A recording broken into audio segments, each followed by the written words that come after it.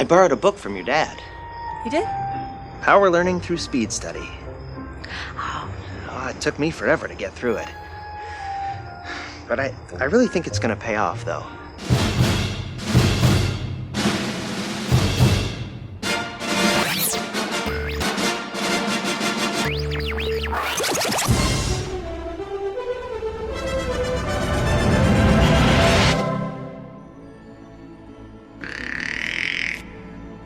This is Film Sack.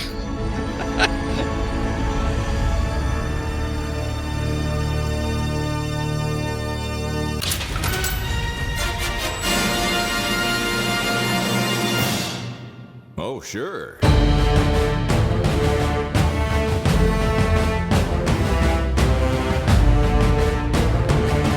Hello, everybody, and welcome back to Film Sack. Assuming you're back. If you're new, that's fine.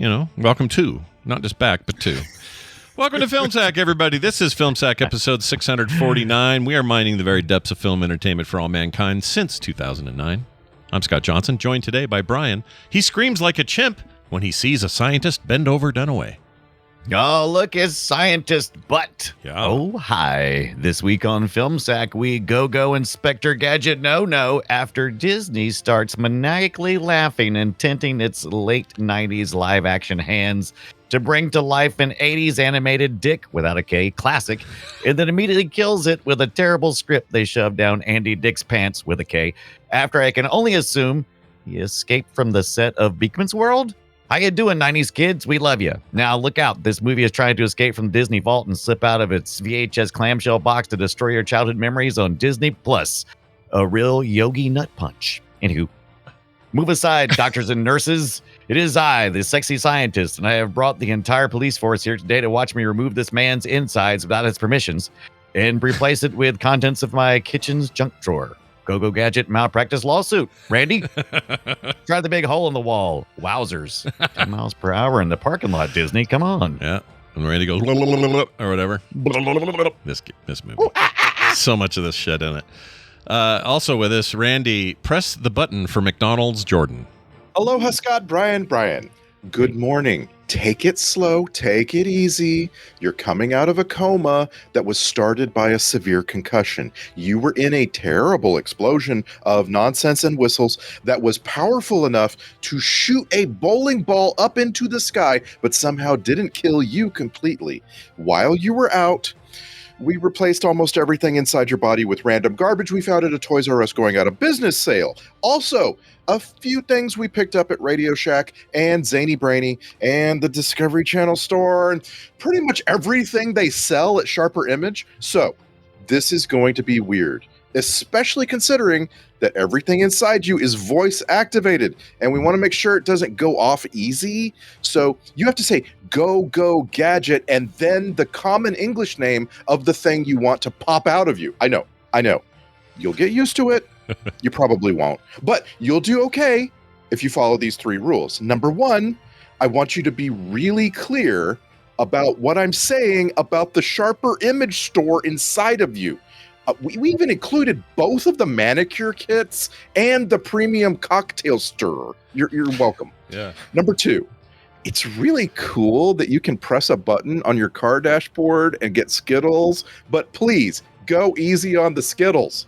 Someone has to refill that thing, and that person is in a union. Number 3, I know you're really excited to have some alone time and inspect the contents of your underwear, if you know what I mean. But please, whatever you do, don't say Go Gadget Matthew Broader Dick in public. Thank you. Broader Dick. All right, I like that a lot. Also with us, and finally, Brian, like the old saying goes, don't spill all your Skittles in your car, ribbit. Oh, this is so true with wise words. Yeah.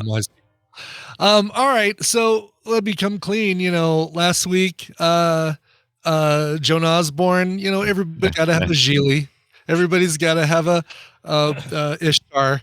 Was that your Gigli and Ishtar? Really? I didn't feel like that. Did people give you that a was shit great. for that? I thought it was good. I liked it. Maybe we're too close. Okay. We're too close to the Maybe I'm too close to it. So I've decided it's going to be a long time before I kind of delve back into the 90s angsty singer, songwriter, indie performer. At least after this song coming up. Gotcha. All right, let's play the clip. All right, here we go. All right, I'm in Thank full. you, Hanna-Barbera CD of sound effects. Oh yeah, which is just appropriate for Dick Entertainment, which was Hanna-Barbera adjacent, That's right? true. I like- That's true. I like us keeping it Canadian. That is a great Canadian Yeah. music artist right there. Keep it Canadian. Is that? Oh, I didn't know that. Is she Canadian? Alanis Morissette. Oh yeah. Oh, of course I knew that. Never mind. What am I thinking? Yeah, I for whatever reason when I hear this song, it doesn't associate the way that like Ironic and some of the other stuff does, or the more pissed off, bitter pill shit, or jagged pill. things. Jagged. Yeah. I still do that. She's bitter. So I mean, you're not wrong. No, she's pretty bitter, but She's pretty bitter. doing stuff in the movie She theater. shows up on the Great North animated TV series. It's so fun. Oh, I highly recommend that thing. Great North. Hold on. Is that yeah. That cartoon. no? Great North. Asperger's. And Alanis Morissette is this like goddess in the sky. You mean the briefly Years like of- the whole they had a whole Yeah, it's still season on. or something? That's still on. Oh, it's still on. Yeah. Oh, the one with right, the one with Ron Swanson in it and stuff. Never mind. Right. Okay. Yeah. That one's a really good show. There was a brief Bob and Doug McKenzie cartoon. It lasted like seriously like 8 episodes, and that was it. Oh yeah. Yeah. I wanted that to succeed because I love those guys. But Yes, that you were is, thinking of Great White North. yeah. Oh. Yeah. Take the white out, and what do you got? More diversity. All right. No comment. No comment at all. Hey, we're talking about the film, the exquisitely Oscar nominated, fantastic, serious film, Inspector Gadget. Inspector Gadget came out in 1999, and we have a fake Fletcher to try to explain what it is. On this week's Film Sack podcast, a security guard's dreams come true when he is selected to be transformed into a cybernetic police officer. You know, like the dumb cartoon. It's like a different dude at the end. Was that Robo Fletcher then, like with solid teeth? Sure felt like it with chattering teeth. Sure, bright white chattering teeth. You know, I yeah. got to give him a little credit for that depiction. It was pretty freaky. You know, It was running around. unnerving as hell. Yeah, really. Yeah. And it worked well with because some of it was CG when they were just showing it doing certain things, and sometimes it wasn't. And that helped bridge that gap because it was so unnerving that it was unnerving no matter what way you showed it, and it just kind of worked for that character. It's about the best thing I can say overall about the film, to be honest. That and the end credits. Yeah. One particular moment in the end credits. I got some best things from this movie. All right, you know what? Let's Not talk all about them. bad. Let's talk about them. What are your best things? Even Start the clock. yeah. That's my overall thesis today is it's not all bad. Like let's not Right. I actually made a list of movies that are relatively contemporary and have better action comedy and that are currently on streaming. So like maybe it's mostly bad, right? Like I'm over here like, oh wow, I could be watching The Pacifier on Disney Plus, or I could be watching Hot Tub Time Machine on Max. But like it's not all bad. I mean, Matthew Broderick, like he's about as good as you're gonna get for this role. I thought a lot about this. Like, are we gonna talk about alternate castings? Not for that. I think he's perfect. So, has anyone seen the sequel? So we know what's his name did? Just with the Third Rock from the Sun squinty guy. I watched the trailer. I have not. I probably will never watch the sequel. Yeah, if we watch it here, that's the only way you're getting me to do it. But even then, it Here's might the thing. get a veto. I learned this week that I have been living for like 16 years with an Inspector Gadget Historical Society purist, and I didn't know this. Oh, really? Yeah. There's apparently a deep and long Gadget lore, and this movie disrespects it terribly. Oh yeah, no, it doesn't even come close. Not even close to the cartoon lore. Like it reinvented it. So, like, what do gadgets come out of the wrong fingers and arms and stuff? No. All of the Yeah. characterizations in this movie were wrong. Or how he got to be who he is. Like, there's no story where he falls in love with this lady or whatever. Also, the cartoon had, let's see, I wrote this down, 14,000 gadgets in the cartoon series that were possible to come out of his body. 60 were in this. That's not a lot, right? Like, no, if you but I compare mean, them. it's, that. How long did the TV show last? 2 seasons, 2 about seasons. 80 episodes. Yeah. Okay, yeah. So you've got a lot more time there to show off. Did you really find something that lists 14,000 gadgets? Yeah, or- it's briefly listed in the trivia on IMDb, but there's a whole list of stuff in some and like a One of the gadget things widget. I used the Ranker article to come up with my song, like what things, because I didn't want to, for the same reason, I didn't want to piss off somebody who's like a Inspector Gadget purist. So Gadget head. SJ can listen to this song and feel confident that I did the research. Got it. I mean, the main things that I heard as complaints were that we saw Dr. Claw and we shouldn't. Dr. Claw's face should always be obscured. Yeah. And where's the Mad Cat at? Right? Come on. Oh well, but it's he kind of had a cat. Hold on. On the Dr. Claw thing, I mean, you've got to find an actor who, all right, hey, need you for this role. You're going to be completely in shadow the whole time. No one's ever going to see your face. You're not really going to get to act except with your voice. So it's really like you're doing a cartoon. You good with that? Yeah, that's true. There was enough complaints about this one though that the sequel is that way. The villain Claw never shows up. Yeah. Yeah. But I think it's based on Blofeld, right? Brian. So I mean, yeah, you want that kind of thing where he's obscured. He's not there. He's constantly in the shadows, and it makes it a lot more ominous. And that's one thing that this movie didn't have a lot of, is that ominous feeling, because the Inspector Gadget cartoon is pretty dark. Yeah, and this definitely is a Disney implication of it. Oh hell yeah, that's what's funny is like, yes, the cartoon is goofy and moments of levity and all that, but it also has kind of a, I don't know, there's an edge to that cartoon. It's hard to explain. Definitely an edge to it, right? I agree with you. So when they gave it this treatment, I didn't see this. This is my first time. I don't know how many of us are first timers here, but first time here, yeah. Okay. Multiple times. Yeah. How about you, Randy? This is my first time. Okay, so 3 first timers, one multiple, and last. Dunaway, did you watch this on like an ancient format, or how'd you consume it this time? I was going to, but then I realized I must not have my collector's show. So I see this always at the thrift store. You always run across an Inspector Gadget in the Disney clamshell setup, and I couldn't find my copy. But I did find a VHS copy on archive.org, which I sent you guys. But I just watched the cut that everybody else did, because the only one I saw was a fan edit, which is actually pretty cool. It adds back some of the some of the stuff that was supposed to be in it, because there was originally shown almost close to 2 hours worth of footage, and they kept cutting it, and the audience reaction never got better.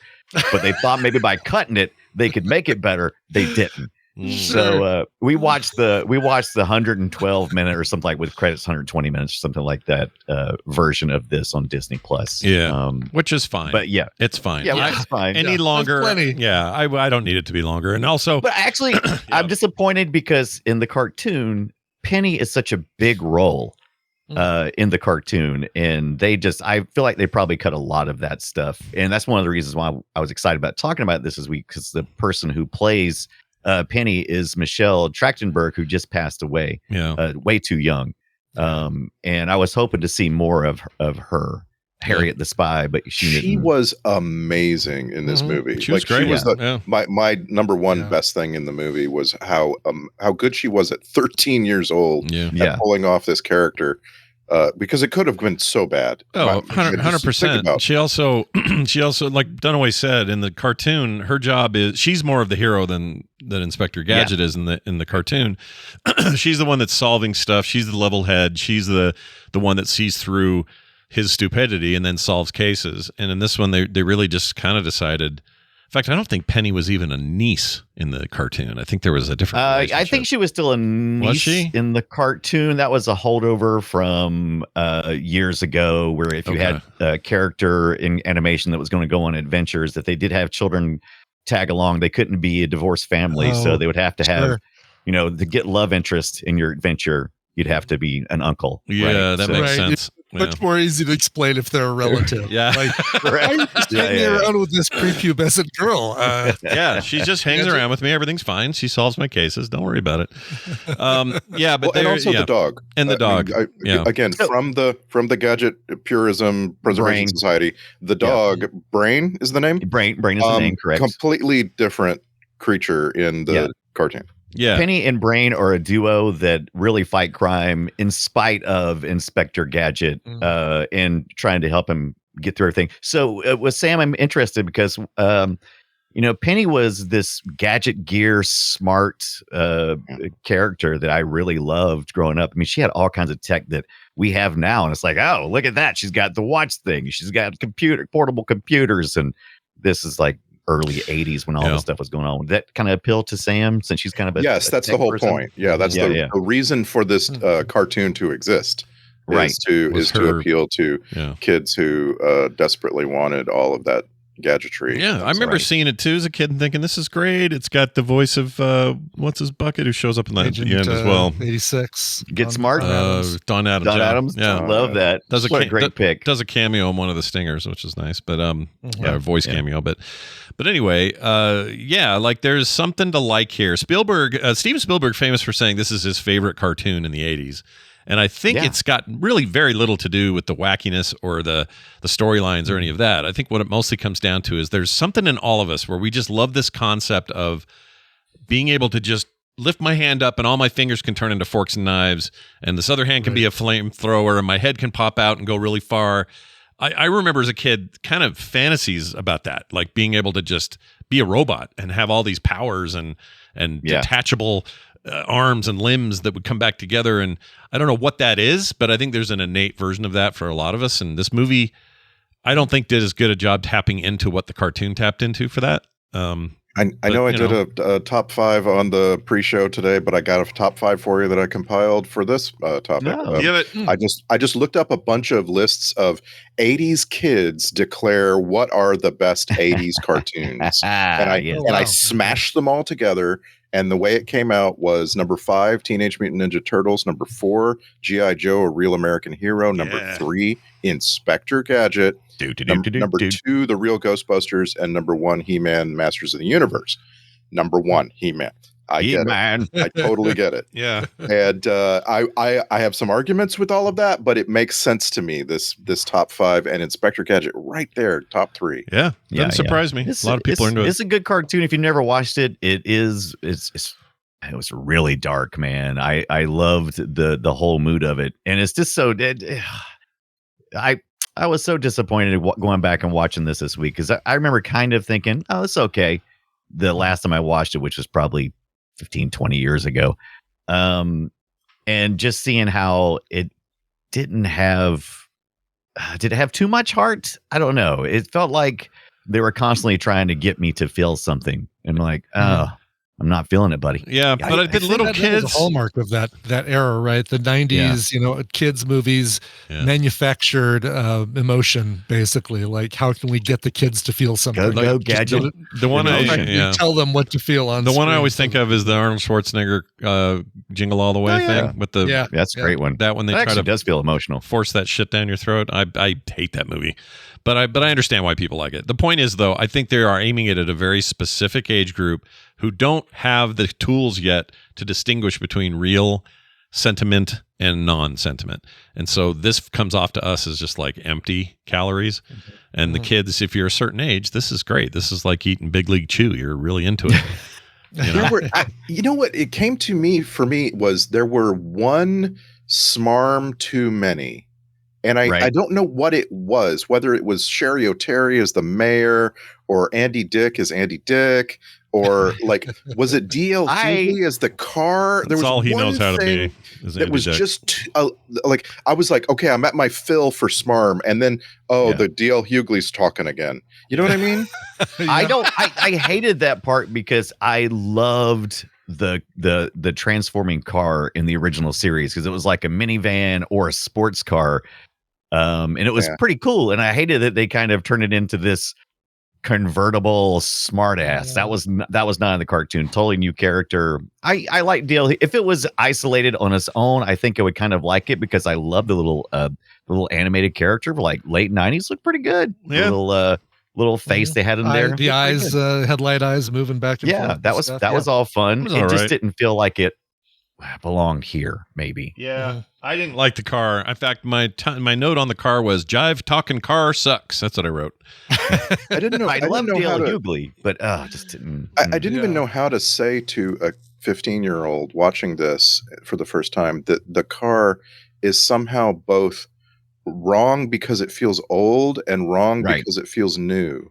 I couldn't, yeah. like, it was like, it's just wrong. I guess I wish they'd just done anything else than those 60s Lincoln Continental. Yeah. I can't believe that I stopped watching this movie and went, wow, they should have had like 30 more minutes of Andy Dick. I think he was just, What? he was Really? like, he might have been my favorite thing this watch. His character type, right? Like that characterization is missing. And I agree with you.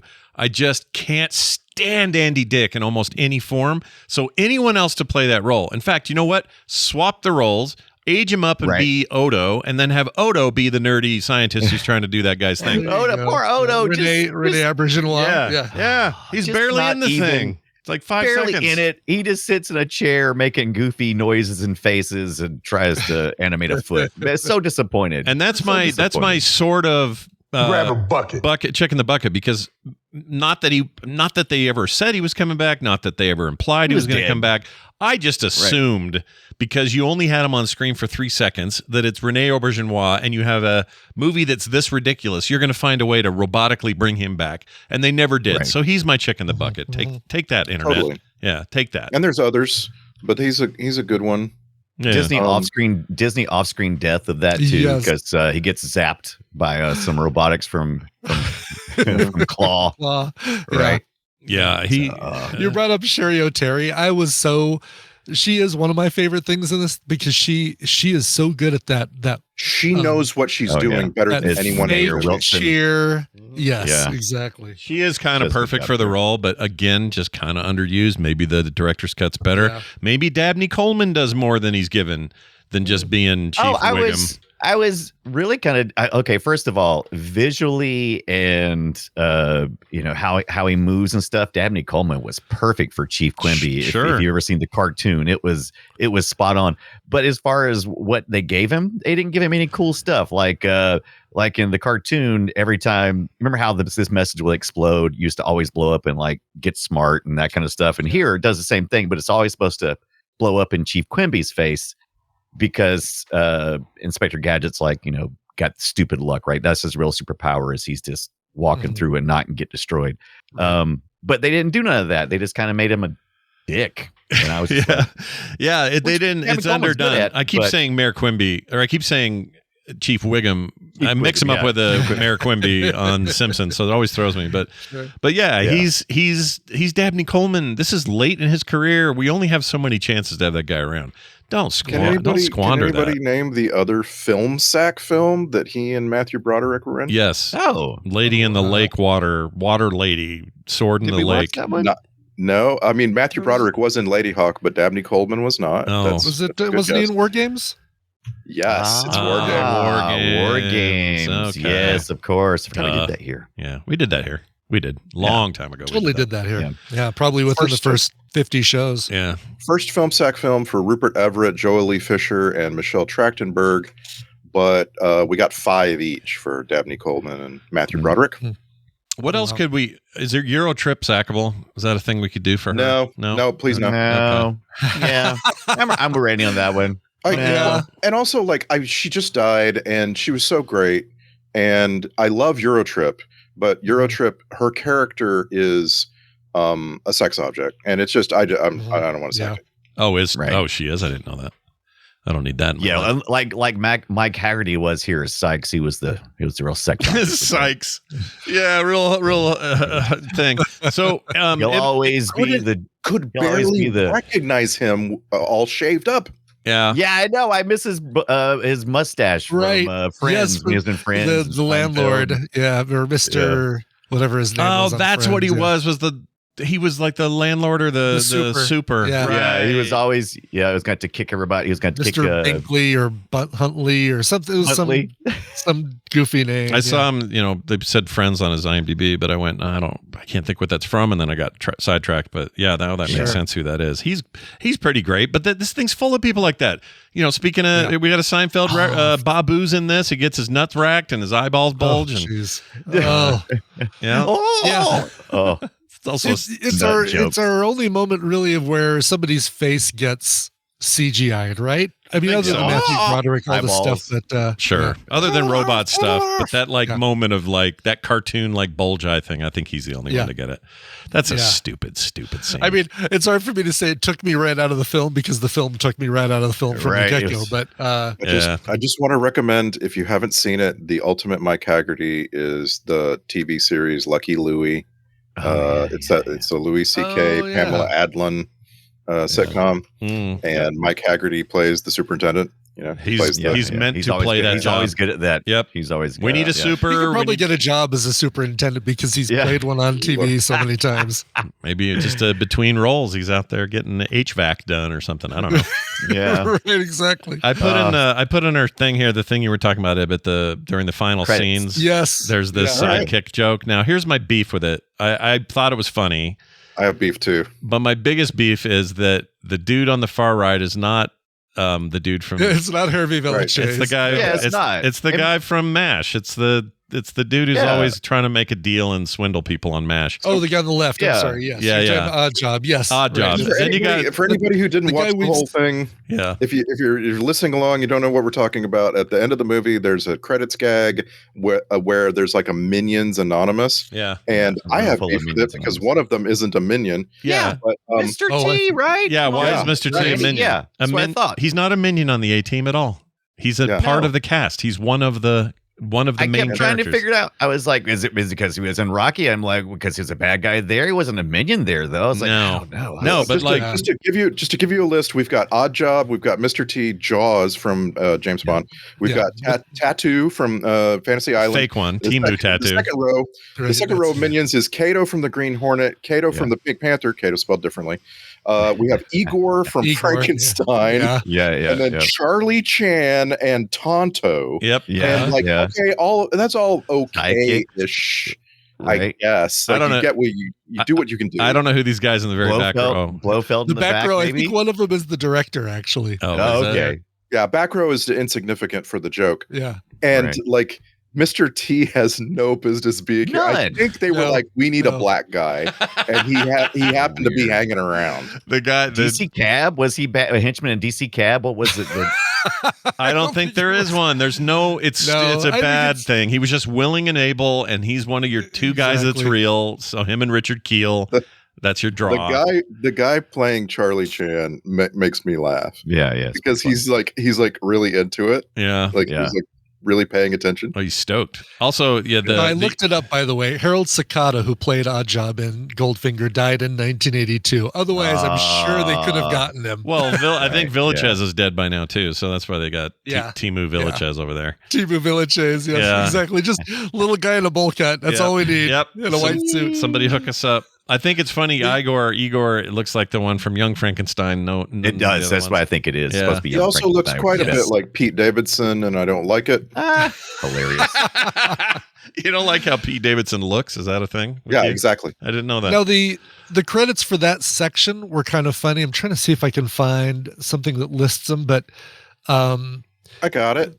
do you have the list? Okay, good, because it tells you who these people are supposed to be without telling you. Right. who So they're supposed to be. they gave all the characters alternate names so that Disney didn't have to even deal with the different studios that might own those properties.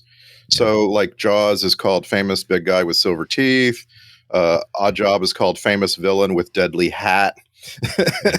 Tattoo is called Famous Identifier of Seaplanes. Yeah. That's pretty good. Tonto is Famous Native American Sidekick. Igor is Famous Assistant to Dr. Franken something. Like they couldn't even. It was like even something. held that one back. Yeah. That's funny. The guy playing Charlie Chan is called Son Before Second Son. And that's there's a deep cut. Yeah, it takes more explanation than I think we want to give.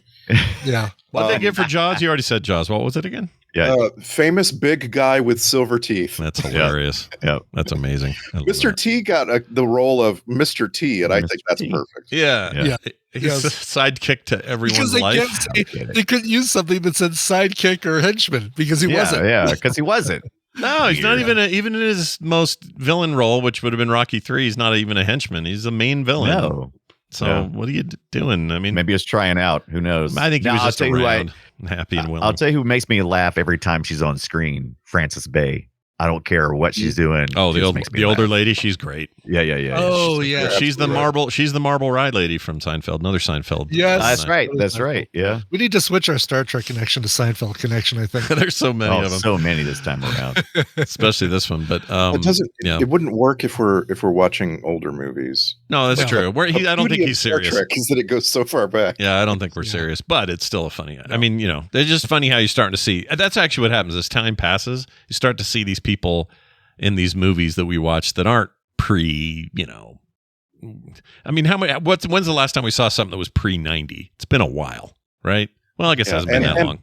And the Francis Bacon connection that I want to always make is to the Karate Kid movie series, because I forgot about that. Somehow she's in there. She's a staple of that series.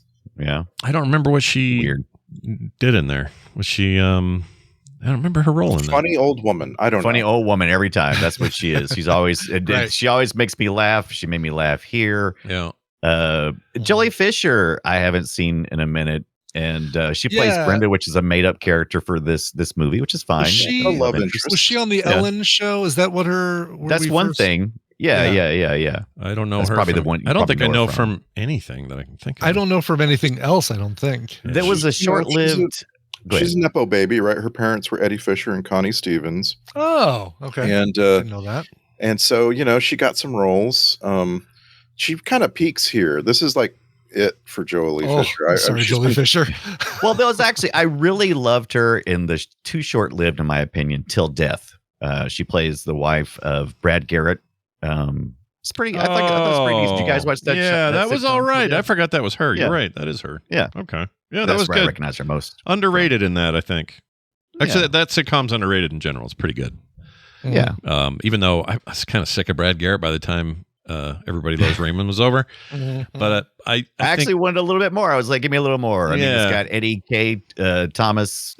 He's in it, and he's the neighbor. So, I mean, I would like to go back and revisit this. It's been a while since. I haven't seen that in a while. I maybe American give it Pie. a better shot now or something if I watched it. But, there's a podcast called "I'm Still Here, Hollywood" or something like that. Yeah, and they just interview people like Joely Fisher who like had a moment, and then like they're still working. They're still in Hollywood working, and they bring through these different actors. I think it's called "I'm Still Here, Hollywood." Something. Do they have them? Do they They have the people on? Like it's not just talking about them; they interview them. Oh, that's they actually interview people that are like that. That level of they had a moment. They were a famous character in a famous movie. They're still working. We just don't really think of them now. I feel like I could. How many times has Judy Greer been on that podcast? Well, you know what? I feel like Judy Greer doesn't fit that category. She's grown past it. Like her joke, or her book title is a joke towards that. Like, yes, you know me from that thing or whatever. Her book title is something along those lines. And but I think she has superseded all that. Yeah, she's great, dude. Freaking love her. Yeah. In fact, for a hot second, I thought this redheaded lady we were just talking about, I forgot her name already. Joely Fisher. I thought that was her for just a second. Did you guys know that there's a whole bunch of actors in Hollywood that aren't the A-listers, that there's only a subset of A-listers and everybody else is just working? Yeah. I love it. That's how it works. I think it's great. Yeah. No, my favorite thing in Hollywood is not A-list stars. It's these these faces you see everywhere. You don't necessarily know their names all the time, but they're in everything. I love that. Right. I love that. Yeah. Who wants a Hollywood full of nothing but A-listers? That's boring. Boo. Boo, I say. Boo. Boo. Dude, speaking of boo, what do we think about Rupert Everett's weird ass accent? I'm really trying not to. I'm trying to not think about Rupert Everett. He was a terrible cat. I hated it. I he think he's really bad. was bad casting. The He did character not was feel written threatening poorly at all. Yeah. Yep. He was kind of funny though. I did like the I did like where there was because it was very ripped from the headlines. Is these so he's like youngest billionaire, 19-year-old according to that Forbes magazine that was on his desk. It was foreshadowing his, what made him evil. He was fat during that time, and so kind of reminds me of what we kind of make fun of today, which is like the tech bro kind of thing, and how they were kind of outsiders, and now they're very powerful. Now they're worst. Now they're the worst. Yeah, people. and so and it had that like just pure evil, and so in that manner, I liked it, but I still prefer the original. Well, if the trivia is correct, I would have taken any of these other people. This says the following people auditioned for that role: for Sanford Skolex, aka Claw, Willem Dafoe, James Earl Jones. This could be scrutiny, but whatever. James Earl Jones, Tim Curry, Jack Nicholson, John Lithgow. I would like to have seen that. Dennis Hopper, Christopher Walken, John Voight, Tommy Lee Jones says they were all considered for the thing. No, I'm sorry. Well, see, so this movie had this idea had floated around Hollywood because they knew there was a desire to see Inspector Gadget brought to the big screen, but it kept spinning around and no one could get the right script. And finally, somebody just made this, right? So I think some of that probably might have been possible at some point in time in talks and conversations because it was a popular idea. It just couldn't get off the ground. Yeah. And we end up getting this. Well, let's talk about the director. This guy now has a new record. I am convinced of this. I don't have any like actual data to back this up other than what I see on IMDb. His directorship is insane. He is easily the most commercial director to make literally a film. Commercial, like TV commercials. Yeah, like you go through here. Product. It's all. I mean, including all the way up to 2015. He stopped then, I guess. But Toyota, Subway, Ford, Verizon, Gatorade. Let's see. Pepsi Puerto Rico, where they talked about Mellow Yellow and Coke and how is the competitor to Mountain Dew. That's right. Dr. Pepper, Hertz, State Farm, Budweiser, Ford again, Ritz, the Ritz crackers stuff. So Nabisco, Bud Light, Titleist, the golf thing.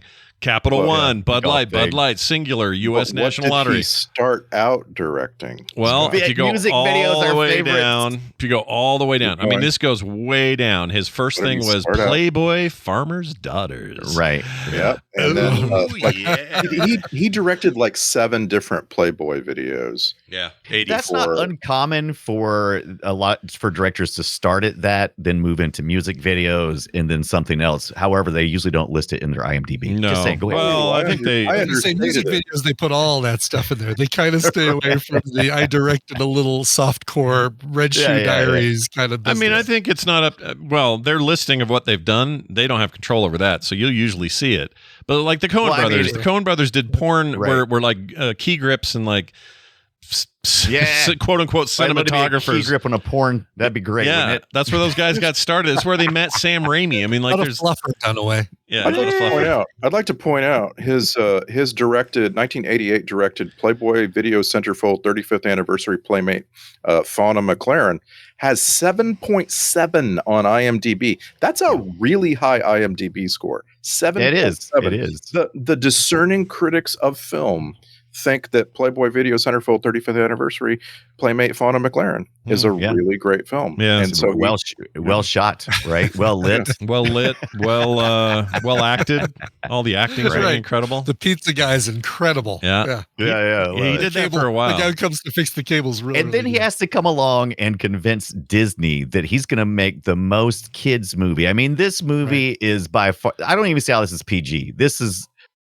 I mean, there's a few. There's a few because I know subjects. the sequel is G. Exactly. G. This should be G for Gadget because it is just. I mean, I guess some of the implied stuff possibly, but even that was very light. There was a screen death and zapping and stuff like that. Sure. Yeah. Sure. And I mean, his like, I don't know. He was a bit creepy when he was first hitting on Jolie Fisher, like the very, very beginning. Like when he monkey calls the butt. Yeah, that's pretty. Well, that or even earlier when he's just, I don't know, he's just hanging out. He's being creepy the whole time. I thought, he was always horny, and at the end he's shooting rockets out of his crotch, like when they're kissing. Yeah, this movie's got all these thinly veiled, like horny references. I don't know if they're thinly veiled. They're veil is not even there. Maybe. Yeah, thinly got the veil next to it. See-through veil is what it is. This guy did Michael Jackson's Jam. It's like late stage. Some of these performers. He did a video for Lionel Richie's Love Oh Love. He did. He Cool as Ice. He was director of that. Nice. Anyway, but then his first big. Let's see. CNC Music Factory's Keep It Coming. Where's that other one I was looking at? Oh, it looks like when he did the Pippin versus Barkley Coke commercial, that's when things took off for like everything's commercials from then on. And then occasionally he'd swing in, do a video or something. But this is like one, maybe 2 actual movies that he did. Right. The other stuff is that Hillary Duff shit. So no offense, Hilary Duff, you're fine, but you're Sometimes you just got to have somebody who gets in there and something that's floating around Hollywood forever, and they just have to get in there and just be the guy to get it done. Yeah. It doesn't necessarily mean it's going to be great. It just means that they're like, hey, you know what? We're gonna manage it. We're gonna make it happen, and they did. And it lost some money, but it wasn't like, it wasn't like the biggest disaster ever. No, but, it's expensive to make is the problem, and then there's a lot of effects heavy stuff. I mean, those teeth alone were so expensive. It was just wrapping a stick of gum over your teeth, right? Is that Right, kind of what it is? Basically, I think that's what it it was. Yeah. Yeah. It says here, by the way, speaking of the Skittles spill, 150,000 Skittles in that car. That's a lot of. Everybody was taking a bag of Skittles home that day. Yeah, it was a lot of Skittles, Yeah. and also a lot You of don't want product the street placement. Skittles, though. You want the Skittles Street that didn't Skittles. touch the ground. You didn't want them that were sitting in DL Hughley's seat. You didn't want those, though. No. Nope. And if you were think he worried was in that car? if you were worried this movie didn't have enough product placement, check out this scene. Yeah, That was annoying. I made a list. down on you. Did you make a list? Because we got Skittles, McDonald's. What else did we miss here? Yahoo, Nike, Energizer, The Sharper Image, RCA TV, Crayola. There was a product placement for that Tommy Hilfiger yellow jacket. Do you remember that? Vaguely. We got clear, beautiful shots of Pennzoil, Coca-Cola, Sprite. Well, there's another one. Really nice shot of a Sony television. It made me want a late 90s Sony television. Trinitron, baby. Ooh, yeah. I like that too. But here's the deal. It's a product placement. It's a product placement when you see it clearly, because someone took the time to do the photography and make the brand pop. Yeah. Right. Like, that's when it's product placement. And boy, I wonder if were they already paying a lot for product placement by 99? Because this movie would have gotten a lot of money. I think with Disney, absolutely. I think, probably some offsetting. Right. I never trust how Hollywood accounting. I never trust none of that stuff. Oh, we lost money. Yeah, sure you did. Yeah. This felt like a directed Disney cable to me. It didn't feel like a theatrical film.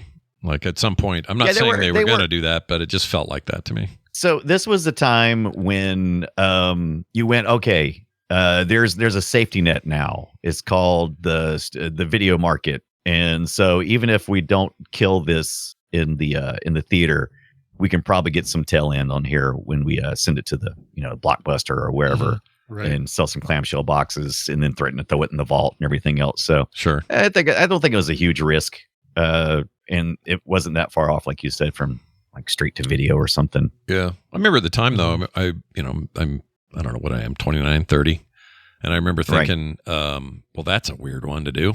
Like, it's a strange cartoon to pick out of nowhere. It was 2 seasons long. It wasn't that long. And it has a place in our collective childhood memory, I suppose. But I think more of G.I. Joe. I think more of He-Man. I think more of these others that Randy mentioned. I don't think of Inspector Gadget, but here it is. But what do you think about when you think about Inspector Gadget? You think, that song. About the song. And that song, boy, they sure spared no expense on playing that every 5 seconds in this movie. Jeez. Yeah. I mean, it was everything. The car had a noise that was like it. The ringtones, phone ringtones. Yeah. Lady walking around humming it. How would she even know it? Like, I love it. Stuff. She was humming it, and they definitely was like, let's get more of this. Yeah, right. We paid for this song. Let's use the crap out of it. I will say we did hear from a number of listeners prior to this, mostly on Blue Sky, where they said, "Oh, I'm nervous. I loved this as a kid. I loved it. How are you guys going to be kind and this sort of thing?" And I think for people who grew up on the show, and were kids, or at least were kids when the original show came out, which I can't believe it was 83, right? Wow. Yeah, right. Thought that was way after that. But I always considered Inspector Gadget a 90s show, and I don't know why. But I think the 90s kids were okay with the movie being different. I don't think that's so, because they grew up on it. Right. Exactly. Yeah. Exactly. Yeah. This was way out of Tristan's time, right? Like he was he was watching a whole bunch of different stuff when he was young. He wasn't watching older cartoons. He was watching whatever the current stuff was. So this missed me. The original cartoon missed me and then Miss Tristan, who I would have watched it with if he were the right age. So this was, I mean, I have seen the cartoon, maybe an episode or two, just so I know what's going on with everything. But this was a thing that kind of zipped by me as well. But the 15-year-old I watched it with, I thought many times was getting up to leave. Like at least 5 times he stood up, and I'm like, "Oh, he's out of here." We finally reached his limit. You will. Every time it was just because the movie was like exciting or whatever, you know. So he's like standing up to like do some shadow boxing or whatever. And it's a fun movie in that way. I'm with you. I liked like the evil Gadget when he's like doing the tall leg thing and he's doing the spring legs and doing the flamethrower. By the way, you only need one Gadget when you're a bad guy. Flamethrower. And he's coming around that corner. I'm like, oh, this is actually really good. I like this part. Also, a bad guy with a net thrower is pretty devastating. Oh yeah, that's pretty good. Anybody have a favorite Gadget? From the movie? Yes, from this movie that we watched. Outside of the flamethrower, because I did like that. Because when he showed up at that, I mean, obviously it's the bad guy's Gadgets we're talking about. When he showed up at that sign or that whatever that was out front, the front building of the science place, and he just goes, and then just keeps going. There's something about that I really like. It's very destructive. Okay, but so if the faux Gadget, faux Gadget. Now, if I'm talking like Ferris Bueller's Gadgets, I'm going to go with oh shit. I don't know if I have one. They're all kind of dumb. It's like toothpaste. I guess the toothpaste sprayer is fun, I guess. I don't know. The goo. That's not fun. That's like, where do you even have all that at? Where is even... The revelation at the beginning of it was funny, and then it just keeps going and going, and it wasn't funny at all. Yeah, I thought pin particles, by the way, at one point. I went, I was like, because where is all this coming from? Come on now. Right, exactly. Because he can't have a whole, is it too easy for me to say the copter? Because I feel like it's got to be the helicopter. That's great. Yeah, if I could have any gadget, the freaking helicopter. Like, nowadays, Nowadays, that would be like four blades, a drone-like situation. Mm-hmm. Yeah. Oh, like four arms with blades on them. Yeah. Yes. Oh, good point. Yeah. Did you guys see the video? I was like the guy who introduced the flying car, but made it so that the media could only watch it from half a mile away. Yeah. That was so weird. That was on all the late shows. So hilarious. I found a listing. So for example, under just G, there are Gadget Copter, Gadget Binoculars, Gadget Brella, which is an umbrella, Gadget Coat, Gadget Ears, Gadget Hands, Gadget Magnets, goes on and on and on, Gadget Watch. I mean, Gadget if the first word is Gadget, why isn't every gadget under G on that list? It's a great question because a lot of these are like, here's K. So they have Top Secret Gadget Phone. Doesn't even have a K in it. I don't know why that's I love the Gadget Phone of the...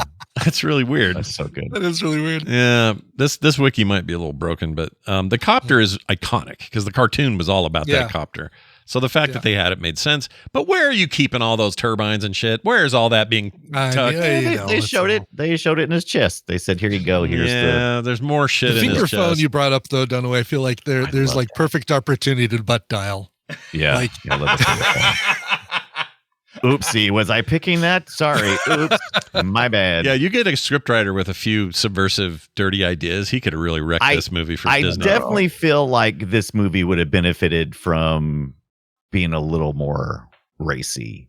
I think they lean too heavy. So the good-spirited nature of Matthew Broderick is great. I love it in any film, but is there a porn parody out there of Inspector Gadget? I was Gadget? just looking. I was in the middle of typing in the search. Oh, please tell me it's called Inspect Her Gadget. Oh, I wouldn't go that far. But if that's not it, then they're making a huge mistake. That's an amazing title. Inspect Her Gadget. Yeah. And then you can call it, wait, what's another way to say gadget? That's more like, is there a virgin? Is there a vagina word that sounds like gadget? Snadget? Gadget. Terrible. That is terrible. Snadget. You're a terrible person. I'll see myself out. I'll see you guys next week. Bye, everybody. You're a terrible person. Oh, I need water. That's funny. Yeah, sure. I mean, Dunaway, I see what you mean. Like, just jokes that more adults would get. And it doesn't have to be dirty or whatever, but like, That's what made the Spy Kids film so good, right? Like, it worked on so many levels that kids, it had all of this kind of zany slapstick garbage, but then there was another level that worked for adults, and this just had none of that. Yeah, I wrote down some films that I think do this better. Here they are, in no particular order. I think this kind of thing is done better in Flubber. Addams Family movies, Get Smart, which the movie version I'm speaking of barely is better than this. And I think Dragnet does this sort of ridiculousness better with Dabney Coleman in there as well. Anyway. And a couple more contemporary action comedies on Disney Plus that I was staring at. Night at the Museum. You can watch that right now. And Herbie Fully Loaded. That's a good one. It's just an accident that those movies were written by Thomas Lennon, but I think Thomas Lennon was the right call for a lot of this time frame, and whoever wrote this thing just wasn't. Well, it was almost the Farrelly brothers almost did writing and directing, and it all fell apart. But that could have been interesting. I would have loved to see a Farrelly. That would be, sorry kids, you're not seeing the Inspector Gadget film. Nope. You know what? I actually There's something know about Gadget. Yeah, I know who wrote this because I looked him up because to see if we'd sacked their stuff before. And I'm sorry to Brian Dunaway, cover your ears. The main writer was Dana Olson, who also wrote The Burbs. I did see that. No, I did see that. Yeah, I was waiting for Minority Report as well. I thought that's what he was going to say. Yeah, the second writing credit went to Zach Penn, who is a pretty well-known comedy writer. Like action comedy is his thing, and he wrote Last Action Hero, which I think is a pretty good movie. People like, especially in retrospect. I think that movie was maltreated when it came out, but I think now people have an appreciation for it. Zach Penn is not one of the Penns, is it? One of the Penn brothers? No. Okay. Oh, that's right. He's just this guy. Because Christopher Penn and Sean Penn are brothers. I guess Chris Penn died, but anyway. None of that matters. He's also not related to Cal Penn. That's what I was going to ask, if Cal Penn, from Harold and Kumar. Christopher Penn was in what? Reservoir Dogs. Reservoir Dogs, that's right. Yeah, He was great in that. He was the chubby Penn. Oh man! And Christopher Penn looks very, very much like Mike Haggerty when they're shaved. Yeah, good point. The circle of life. That Haggerty bowl cut thing he was wearing was pretty great. I thought that was a nice little hairdo. I wanted to rip it off. It was a perfectly good twist that he was, the bad guy's minion, and that Penny turned him. On to the right side. That was great. I could have gone for a little more of that. Yeah. I could have gone for a little more of Penny being charming and turning him into a good guy. Yeah, it was his snore, by the way, that I used for the top of the show, this thing. That was his fake snore. Really? Yeah. Which makes the kids laugh. Yep, kids love it. It's funny, without the dark, because he's back to having the mustache at least. Oh no, I guess this is like a 2022 he passed away. But his IMDb photo has a gray mustache, barely recognizable as Mike Haggerty. But he's. Oh, I didn't know he passed. That's a bummer. I know, I didn't either until I pulled up his page to say, "Look at his IMDb." Oh, he passed away. Oh no! The one I always think of him in was what's the movie where he's? Is it this one? Hold on, not Curb Your Enthusiasm. He's good in that. It's not a movie, but where's the? There's something I see whenever I see that guy. I just think of this, and it's not showing up as is known for. I'd have to dig back. It's like 80s, but there's something he's that's in. Gonna be a tough one to dig for because he took whatever. Like he was great. Took whatever job needed because he worked. All you need is one episode to see him. You go, it's that guy. Yeah, his career in general, like right up to his death, he's busy boy. Busy boy. Mr. Trigger is the name in Mr. Trigger and Friends. Yeah. I wish Trigger. And I've said this many times. I wish all of IMDb would turn over the known for section to Ranker because the average person who watches movies could do such a better job of telling you what they're known for. Right. Oh, it's an episode of Seinfeld. That's what I'm thinking. He's in Seinfeld. Yeah. That's what I'm Seinfeld too. Which episode? Let's see. 1994. He plays a character named Rudy. Rudy. You don't want to do a Seinfeld connection. Just fine. That's fine. Season 5, episode 18, the raincoats. He's the guy that wouldn't buy the raincoats back because there were moths in them. Remember that? That's right. Yep. That's where I'm thinking of. That's where I'm thinking of.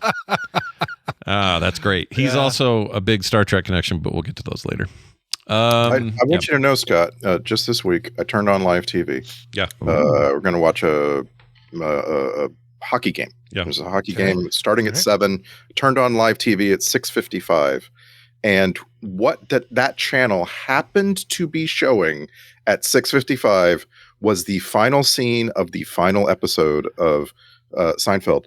And my kid is like, what's this? And I'm like, oh, it's the final scene. Like, this is a really weird place to start you on Seinfeld. Oh, yeah. Don't start there. Don't start there. It won't make any sense because it actually. The four of them in jail, like they're sitting at the table in Monk's Diner. And they're all just totally accepting their fate. They're not even in the Monk's Diner. And you're right. They're like in Monk's Diner, but they're also talking. Right. I think the lines that Jerry and George exchange are the lines from the pilot. So they're just bringing it all back to the pilot. That's right. Yeah, that's right. And if you don't know what the pilot is, that scene means nothing. It's like, why are they talking like that in jail? It's like stupid. But here's another thing, though. That's a maligned final episode until you watch it now without all the hype around it. It's actually a pretty great episode. It's really good. Yeah. I'll defend it. Yeah, I like it. It's like Lost. People need to get away from their anger and then recheck it. Exactly. Make a checklist of the things you think they didn't answer for Lost, and I will show you where they answered each of those questions. There you go. I know why you're bringing this up. Let's not have this conversation. I don't know why. Why am I? Yeah, why is he bringing it up? What is it? Because I compared Severance season 2 to Lost season. I forgot. No, actually, I didn't even think of it either. I'd forgotten about that. Yeah. We're not. When this season's over, Randy, you and I should do a little one-off special and talk about. There you go. That'd be great. Either how horribly wrong I am or how horribly wrong you are. You know. And in a friendly, like co-host way, we'd have a good time. And don't end the show until both of you agree. Like, I don't care if it goes on for days, weeks, whatever, until somebody finally relents. For those at home, I am fiercely in favor of thinking this season of Severance is some of the best TV ever made. And Randy is saying it's gone south. It's gone away that he doesn't. I'm saying start watching. It's changed entirely how it tells its story. I'll agree with that. Sure. It is a change for the worse. I'm not saying that it's bad. It's just I think it's weird. A change. It's the change. It is exactly where it needed to go for what they're doing now to make any sense at all. So I'm actually okay with it. However, we should do a long form, really get our feelings out there so people, and maybe you'll convince me. You never know. I don't know. At least the first, I've only seen like the first 5 episodes. I think they're on 8 now. Oh, well, I'll let you know after March 21st when the final episode airs. Yeah. I'm only 2 away from being done, or caught up. So I'm actually not much further than you, but anyway, when it's all over with, watch for it. Me and Randy. We'll see. One mic, boom. 2 girls, 1 mic. Wait, what? All right, moving on. What? That's what comes out of his butt, a mic. Hey, that's trying to bring it back to Inspector Gadget in the worst way possible. This thing about Spielberg I was talking about, so here's a little bit of info. During 1997, 1998, somewhere in that range, Spielberg who's a huge fan, as we mentioned earlier, of the cartoon, was going to executive produce this film and have it released under his Amblin Entertainment label. His 2 choices for the role at the time, and I can kind of see this, were either Chevy Chase or Steve Martin. He was too busy with other movies, including Saving Private Ryan at the time, so he bailed on the rights. But he came back for Clouseau and the Pink Panther, so don't worry. Right. He got his goofy inspector on. That's true. Wait, was that a Spielberg Amblin deal? I don't remember that. No, but he instead of getting the Inspector Gadget role here, he ended up Steve Martin. Oh, Steve Martin got it. Right. Oh, okay. Because I don't know if Steve Martin ever wanted the Inspector Gadget role, but that's what Steven Spielberg wanted. He would have been perfect. Oh, he'd have been great.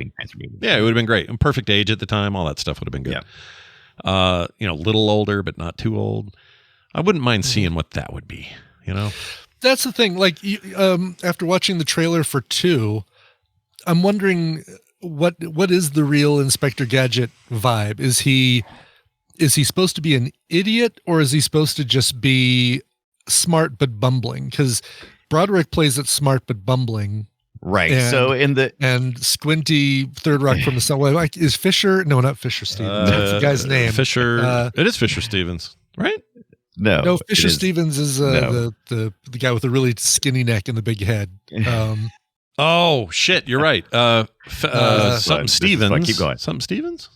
Fish? No. He's how many rocks from the sun is he? It's 3. It's French. Here. It's his French Stewart. Oh, French Stewart. Stewart. Shit. It was Right, the there other we go. FS. Yeah. Now I forgot what I was going to say because I was trying to. I knew I made Film it. sack. French Stewart. Yeah, Fisher film Stevens. sack. All the FSs, man.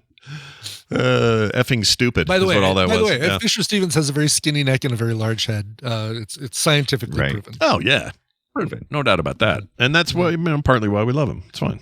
That's right. Nobody Exactly. nobody looked at Steve Buscemi and said, "Get that handsome man on camera now." Right. People looked at Now I Buscemi see. and said, "We need that bug-eyed weirdo in our movie." That's what they said. We need this guy right here that I'm putting in our Discord. Oh, let's take That a might look. be the skinniest neck shot of Fisher Stevens. He really, Oh, my he really God. has How- no neck. He looks How does severe. that neck hold up that head? It's got a little, Spectre vibe it's to a it. little spring in there, maybe. Yeah. Right. Number 5's alive. Anyway, here's another little piece of trivia that is not connected to the one that I have scrutiny for, but also Tim Curry, I guess, was considered for Claw. That might have worked. Sure. Just needed someone to ham it up. This guy Absolutely. was wrong. He wasn't the right Yeah. choice. Yeah. He was goofy. Oh, I knew I was going to say earlier about because you were talking about Inspector Gadget's personality type Oh yeah. Ibit, and Yeah. so in the original, so he's kind of like really based on stuff like the Get Smart character, and he's not necessarily bumbling, but he is so hyper focused on the clues that he doesn't notice the things that are going on around him. Okay. Which like you as said, much. very Bumble. Agent 86. Okay. Yeah.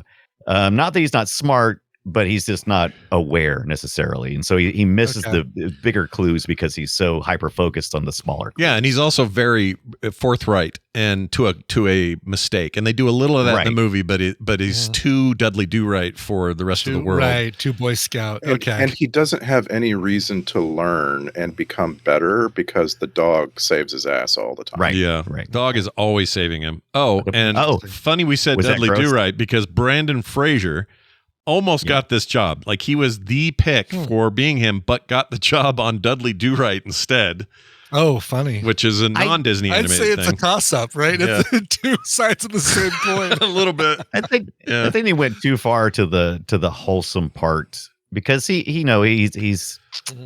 is a do-right kind of character, but he's not necessarily like that. He's an obeyer of the law. He's not necessarily a chump, right? So I mean, you can be right. I think you can be one and not have to be the other. yeah. Yeah, that's true. You can be a Frank Drebin and not be a gullible fool or a Right. yeah. The first scene of this movie is a bit misleading because it paints the picture of him. He's having a dream, right? Oh, right. Paints the picture of him as dreaming about him at his best, and like it's all him. It's not Gadget. It's not other people helping him, and so like the movie it never really lives up to its very first scene. You know? Yeah. Right. Yeah. Yeah. I mean, that's kind of the feeling I had the whole thing. There's a movie here to be made with the right people, the right hands on the control of it, the writing and everything. And this just is just safe enough to say, here's a family pleaser, take all 6 of your kids on a Saturday night to this thing. It's going to cost you $100.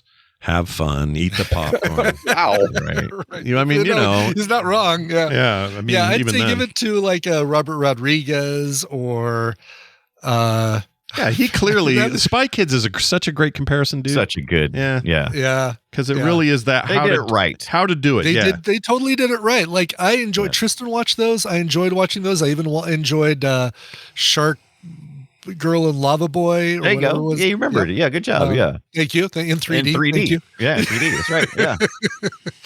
But he had a good sensibility. It's funny that guy, did half of From Dusk Till Dawn and Spy Yeah. Kids. Yep.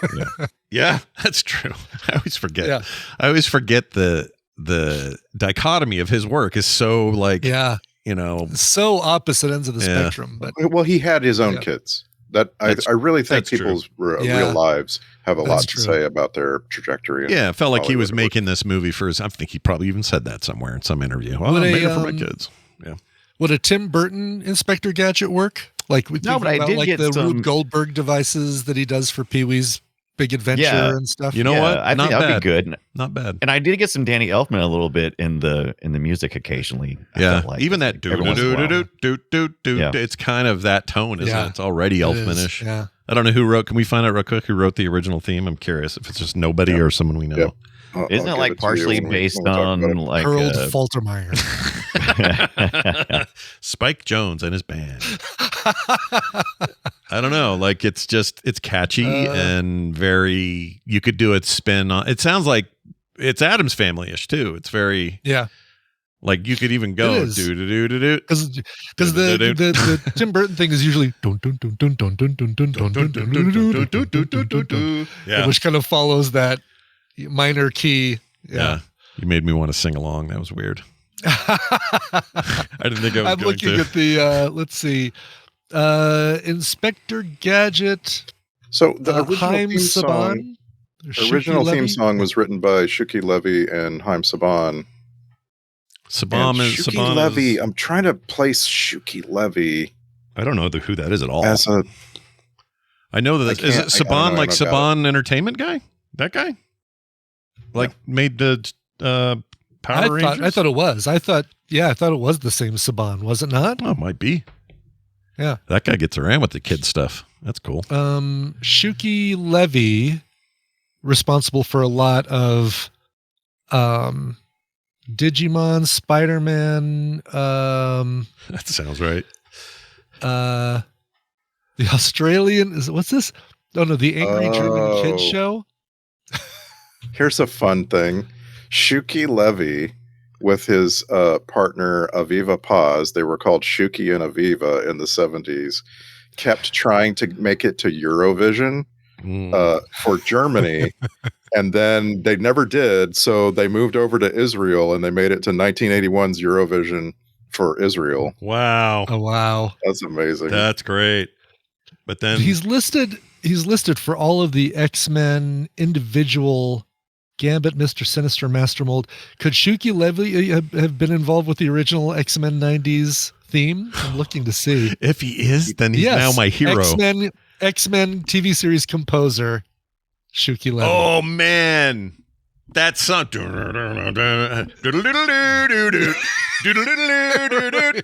That's one of the greatest themes in the history. It absolutely is. Oh, Yeah, it's so good. Gosh dang. It looks like like Inspector Gadget's his big hit, but he also wrote the Mighty Morphin Power Rangers song. That's a huge wow. hit. Well, that explains the working with Saban guy, right? The Saban, yeah, because he's in charge of that. Saban shit. might have been in charge of lyrics. Yeah. Let's see. Do Inspector Gadget. Yeah.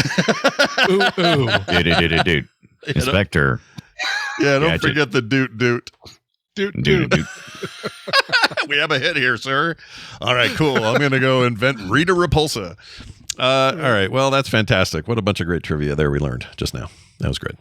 Can I give you the weirdest Shuki Levy trivia I just came across? You sure can. So he's been married to a series of bombshells from soap operas. He was married to Deborah Shelton from Dallas and Sarah Brown from General Hospital. He was with Sarah Brown for a long time. She was 19 when they met. He was looks like 36. No, 46. Yikes. So anyway, so they're in a relationship for a long time. And apparently he's also in a secret relationship with someone else as he's married to Sarah Brown. And this goes all the way to the year 2000 when Sarah Brown splits up with him and she tells Family Court that he has been spying on her. Don't we love that story? Oh my gosh, dude. Wow. These guys around the year 2000 with their spy cameras, they just can't help themselves. Well, they didn't know the internet was going to keep all that. And that's why. They didn't know that was coming. The cloud would be here to retain their crimes. Real quick to there, put it on the shelf and ignore the little camera in the front. Yeah, just ignore it. All right, I have one of these. We haven't done one yet. My least favorite trope in this movie, and in all movies that do it, including good movies like Planes, Trains, and Automobiles, and others. I don't like this thing where if you get hit in the nuts, you talk like a chipmunk for the next 10 minutes. Oh, yeah. I hate that. How about the 5-gallon bag of ice? Somebody was that funny? I also thought that did Oh. not add to or help the situation at all. In fact, if Right. anything, it made it worse. It's like, oh yeah, that's real funny. More ice for the worst nut punch ever. Like, I understand getting hit in the nuts is maybe some of the worst pain a man will ever know. Okay? Right. Probably the maximum amount if you do it right. You can really have the worst pain of your life, and it will last a little while. And I've had it happen to me multiple times, including on a horse once. But I'm going to tell you right now, none of those times did I go, he's going to hit me in the nut. It doesn't work like that. Yeah. Yeah. Quit doing that. It's so annoying to me. You don't lose octaves. It's almost sexist. It's like, oh, you became a woman for a minute. It's like, knock it off. I hate that trope. Gosh dang it. This one does it. I know. Tell it, Scott. I don't like it when Steve Martin does it. After that guy picks him up by the nuts. When he picks him up by the nuts, it's funny, but he could have just been in pain. Yeah. He didn't need to talk with a higher register for the rest of that drive. That was dumb. Right.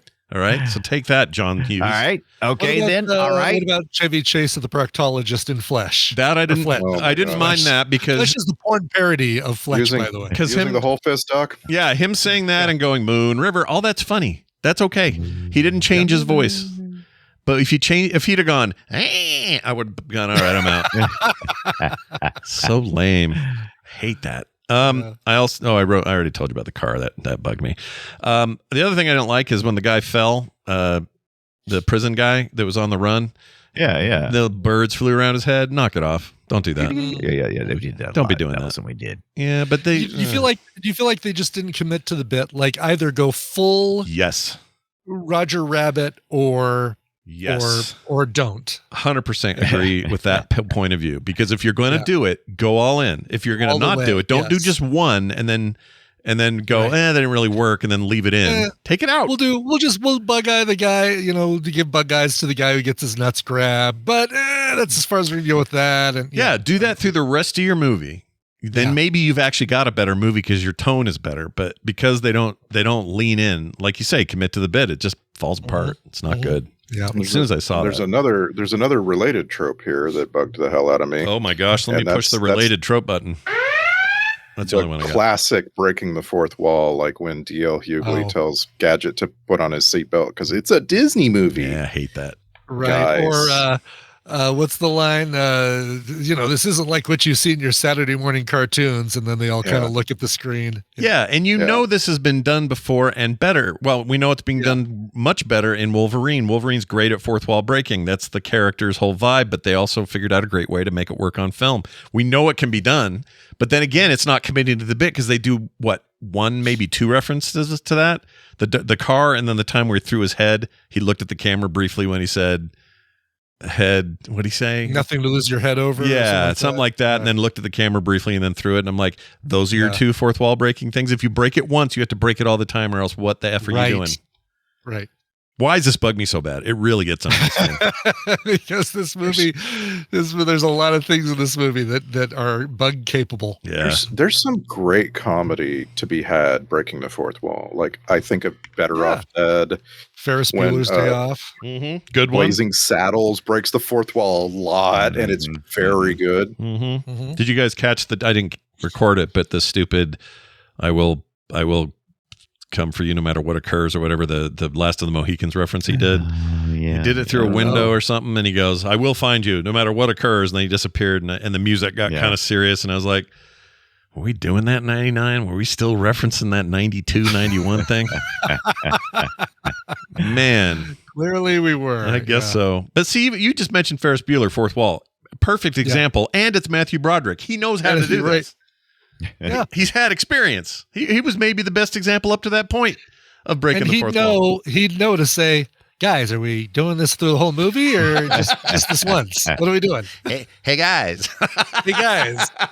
What are you still doing here? It's over. It's good. It's not a bad impression. Never heard it was a bad impression. I've never heard anyone do one, so this is as good as any I've ever heard. I don't think there's an impression. I think he's got probably the most impersonatable voice. Yeah, it's so. Yeah, I'll work on it and get back to you. Let's see if I can come up with an actual did a great job. Matthew Broderick impersonation. Give a week of workshop and you'll be fine. Yeah, it'll all work out. All right. What grossed me out? It's really simple, but you guys have a guess on that? Oh, the dog licking Dog in his lick, mouth with the literally in the mouth. Congratulations. Yeah. That's it. Gross. You That don't is let Rainer do disgusting. that? No, gosh, no, dude. Oh my Gross. gosh. Well, and they didn't just stick with it being the reason he was dreaming about kissing somebody. They brought it back. They're like, we're going Right, to when he's in yeah. a cast, full body cast. Yep. Yeah. Yeah, the problem, the biggest, the beef I have with it is that I know in real life what can happen. The nicest, cleanest dog can give you giardia. Like, don't do it. You're going to have the shits for weeks. Freaking don't let the dog lick your inside of your mouth. It's bad. But it's the cleanest part of a dog's body. They always say that, but Yep. I mean, it's true. It's true that when a dude licks a petri dish and a dog licks a petri dish, less growth of bacteria from the dog. However, if the dog's been licking its ass or went out and ate half a poo, which sometimes happens, and then they lick your mouth, you are in grave danger of getting giardia. And giardia is so bad. It's like a bacterial thing that will make you have diarrhea for months if you don't get it treated. It's horrible. So don't do it. Give you worms. Yeah, worms. Oh, man. I love dogs, but It's true. It's disgusting. their tongue does not belong in your mouth. Ah, All right? ugh, rough. People barely should do that to each other. Rough. Yeah. Right, rough. You wouldn't let Wowzers. Yeah, wowzers. That Anybody, was the thing he said in the TV show, right? Did he say it at Yeah, all in this? yeah, he he said says it a in lot. the trailer. Okay. Wow, is something he says. That's his Yeah. phrase. Yeah. anybody stay for the caravan pictures at the Yes. very, very end of the credits? Caravan? Only because I saw that it was a thing. So I'm like, all right, well, at least I fast forwarded through the credits. I didn't sorry, everybody who labored over this film. I jumped ahead. I don't know what, I'm not exactly sure what you mean. The What was caravan it? pictures normally is the wide view of a dude with a From Kung Fu. pack over his shoulder. The guy from Kung Fu. Oh. Oh, it is the guy from Kung Fu, and he's walking away from the camera into the sunset. Was it actually him? No, Oh, it's an animation. Because that's Kill Bill. That's Bill, right? I mean, that's the actor. I'm saying Carradine. Yeah. Carradine. They didn't use him. Well, obviously, I think he'd already done that. No, that was later. See, I'll bet somebody's uploaded this to YouTube. So anyway, in this version of that title card, Yeah. they just have the guy walking away from you on his journey, and he has a helicopter pop out of his head and he flies. Oh, okay. That's dumb. There you go. It's in our chat if you want to watch it. It's 19 seconds long. I do actually. What made me mad was that Disney decided that during the post-credit scenes that it was going to constantly minimize the screen constantly over and over again, no matter what I did. Oh yeah, that's true. I'm like, keep watching, and it kept putting it up there. Why do they do that? Yeah, it's really annoying. I don't know. It pissed me off though.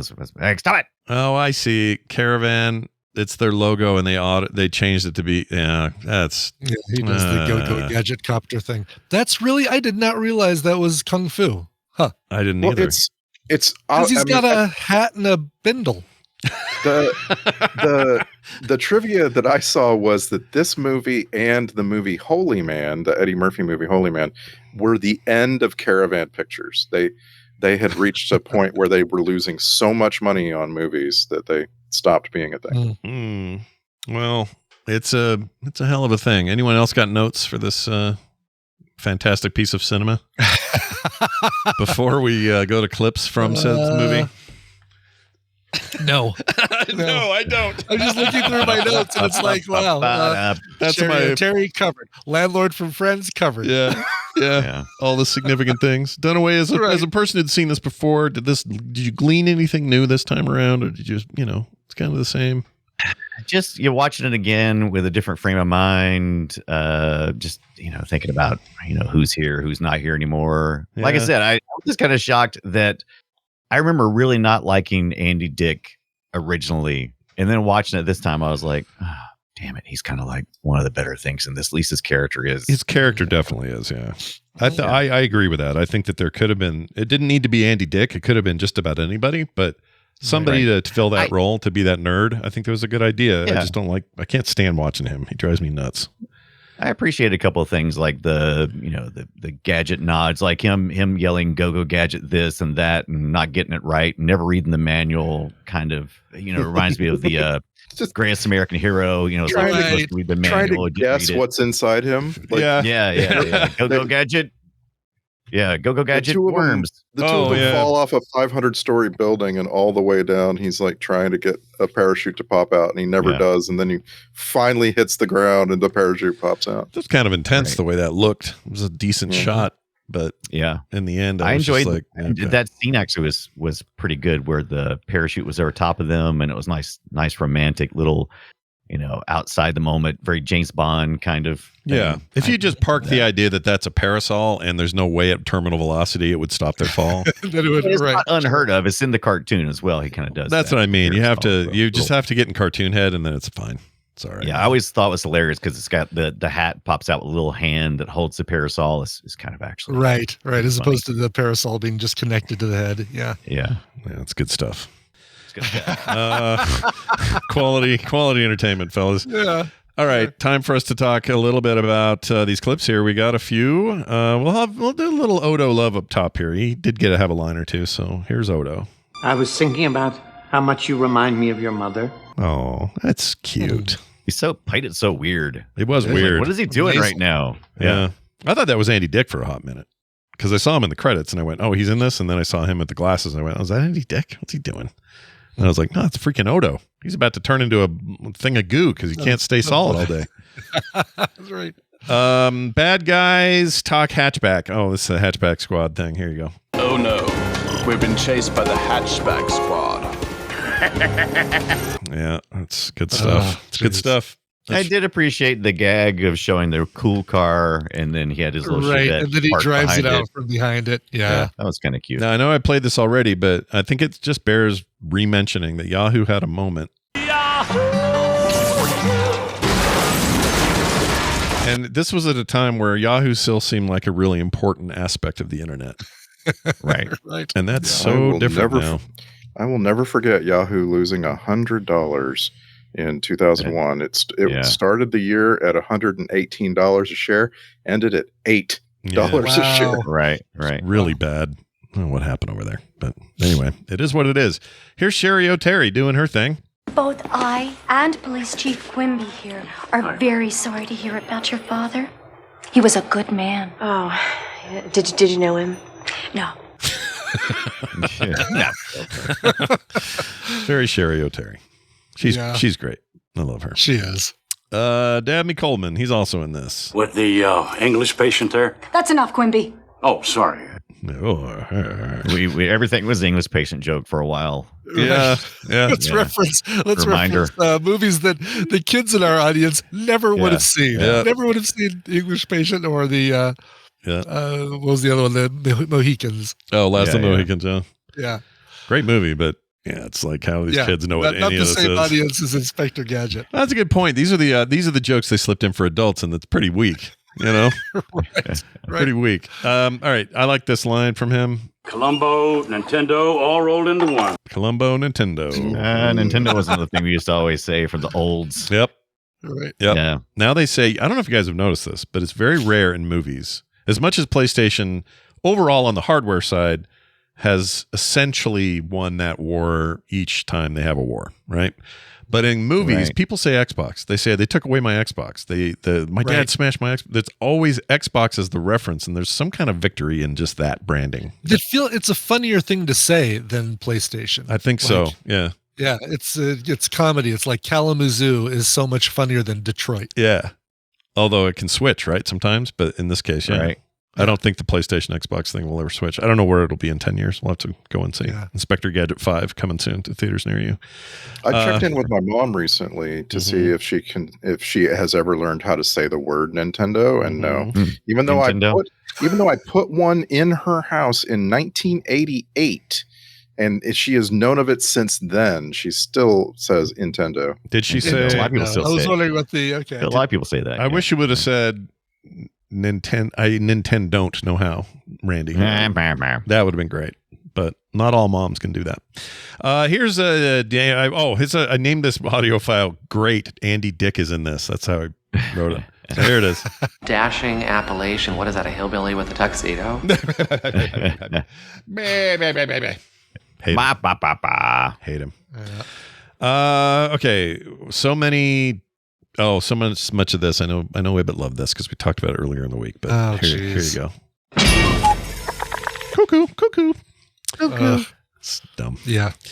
I put this away after today, but there you go, slide whistle. Hey, Ibbott, I looked it up for you. I am wrong about the Caravan Pictures logo. It is a reference to the 1941 Preston Sturges film Sullivan's Travels. Oh, Look at that. Oh, all right. But it's an old logo, right? They've been using it forever. They just changed it for this, I think. Yes. Yeah, the Caravan logo. Okay. Right. I knew I'd seen it before, but I was never sure what it was about. For the record, I never think that you're wrong, Randy. So when you offer something up, I always appreciate it. Yeah. The truth so sucks. That's a terrible thing to say. No, you're true. You gave him a falsehood and then a truth, and that's all that matters. That's good. Not a problem. All right, here is. Oh, he rhymed at some point. It's almost like a rap. Here you go. I'm not me anymore. I'm a hardware store. That's pretty good. I'm not me anymore. I'm a hardware store. Yo, yo, yo. Sounded a little bit too much like himself in that shit sequence. Like, I don't know. I needed him to try to do the Inspector Gadget voice. Oh, the nasal, the Don Adams. That I meant to do that. Yeah. That might have helped a little. I don't know. His alter ego kind of did a thing like that. Although I will say this, that sounded like a very impersonatable voice. The clip you just played. I'm not me anymore. I'm a hardware store. I'm a hardware store. I'm a hardware store. It's the breathiness of Ferris Bueller, though. Is the problem. Right. It is. Ferris Bueller. I let that guy get the best of me. It's like bordering in Reagan territory there. That little Reagan guy, tear down your wall. Tear down that wall. All right, here's Babu from Seinfeld and also Bashir's dad from Deep Space Nine. Concentrate.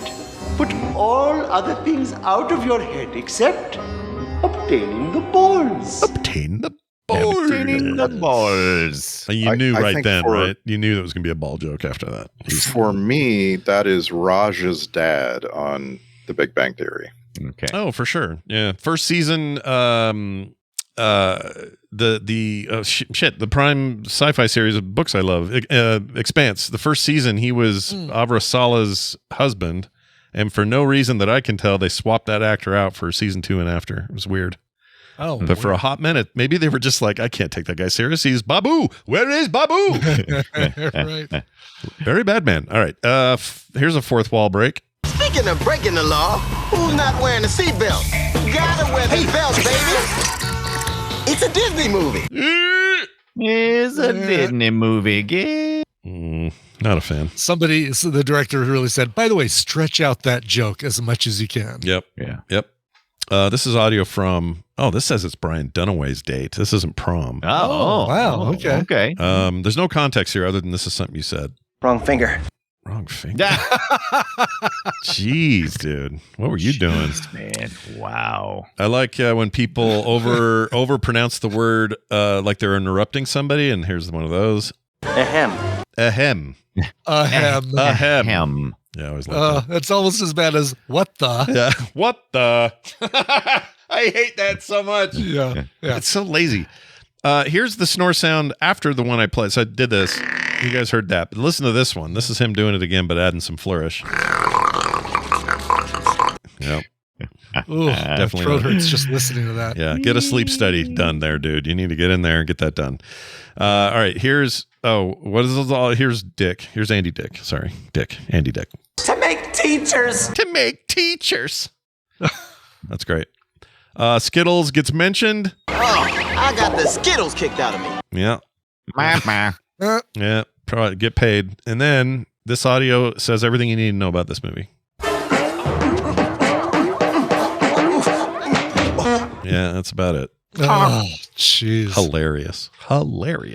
They did not get paid enough. Whoever did the special effects sounds for this, they worked hard. Foley artists. Oh, imagine that. Yeah, the Foley guys in the studio. That's probably a pretty fun. They got an award. Oh, did they really? No. It wasn't a very important award. It's like the ASCAP Awards. Oh, okay. Okay. All right. Yeah, they got like the ASCAP Awards for best sound design or something. The FAA's, the Foley Artist Awards or something like that. That's great. Well done, guys. Now this.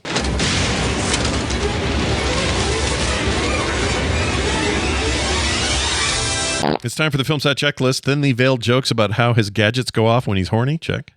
Mm-hmm. The car really sucks. Check. Yeah. And finally, maybe the most nonsense we've seen in years. Check.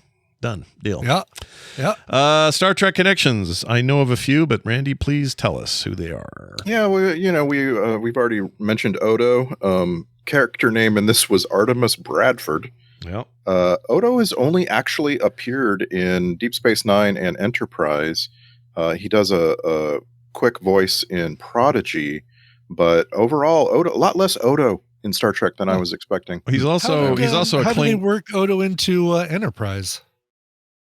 I'm sorry. The actor, he played a completely different character. Okay, sorry. Okay, gotcha. He's also he's also in he's in the one where the Klingon spies try to assassinate the universe president in the movie, the sixth one.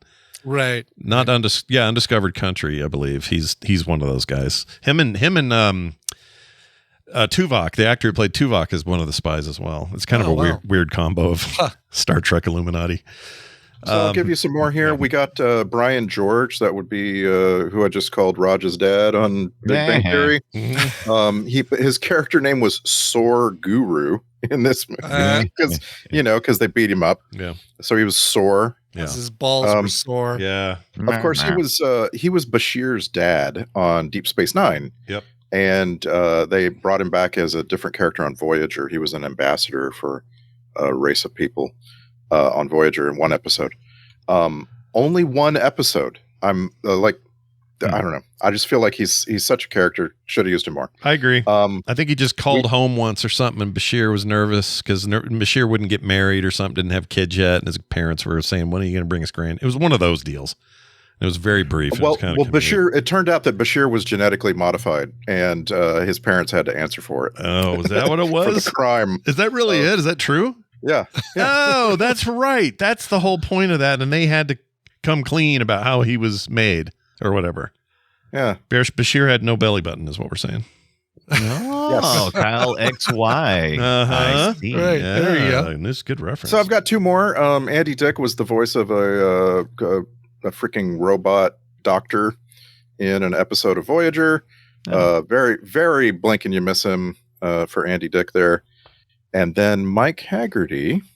Oh, we've been talking about him. Yep. Hello. Yep. Mustache, Mr. Trigger. Yeah. I found him in a couple of things like the video game Star Trek Klingon. Mm-hmm. In The Next Generation, he was in 2 episodes. One as also ran, but the other one was in the beginning of season 5. So season 4 ends on a cliffhanger. It's called Redemption Part 1. Mm-hmm. Season 5 begins, Redemption Part 2. And he is playing another captain, Captain Larg. Oh my lord, Mike Captain Haggerty. Larg. Is he an alien? I hope, or something like that, or is he just a human? No. He's a Klingon captain. Okay. Yeah. This is the Redemption Part 1 and 2 is a big Klingon story about the Klingon Civil War and right. The Romulans are going to destroy the Klingon Empire and everybody else. And it's the big-eyed guy, the big-eyed Klingon everyone makes fun of him, does memes about. I can't think of his name. Sauron. Gowron? I think that's it. Sounds right. Gowron. I think Gowron comes later. Oh, does he? Okay. But this is the one where Denise Crosby is a Romulan. Oh, yeah. Very, very confusing. She was also a genetic dupe or something was going on there, or she was an alternate timeline version of clone or so. Oh, it was alternate timeline. Yeah. Right. No. Well, she was Tasha Yar's daughter. Oh, that's what it was. Oh, wow. God, I'm so. It's been a while, dude. Star Trek. Yeah. Really. Not to be confused with the clone, the clone that never showed her face to Brian a bit. Exactly, the clone that played with a toy version of itself for a video I waited 3 months for. Yeah, that was funny. That episode is so expansive. Like, there's so much going on in that episode of The Next Generation. We get Tony Todd is in there. The freaking Ursa sisters. Oh, I love them. Big fan. Mm-hmm. Love the Ursa sisters. Show up in the movies too. The Duras sisters. The two girls. The Klingon sisters, right? Yeah, the Klingon ladies that were always around. Yeah, they're awesome. Ursa and B'Etor. Yeah, they're great. They were sexy. All right, well, nicely done. Star Trek, get it. Alternate title. Oh my lord! No, we have to do social media posts. I skipped right past it. Oh, and the soundtrack grade. I'd give it an S for shit. I didn't like it. It was bad. I don't think it's a good soundtrack. It was annoying and too bip boppy, and the theme's fine. It's iconic. Bip boppy. Okay. The theme's great, but everything else, like all the chase music, just up in my face. I didn't like it. It was annoying. But it's this kind of movie, so I can't really blame it.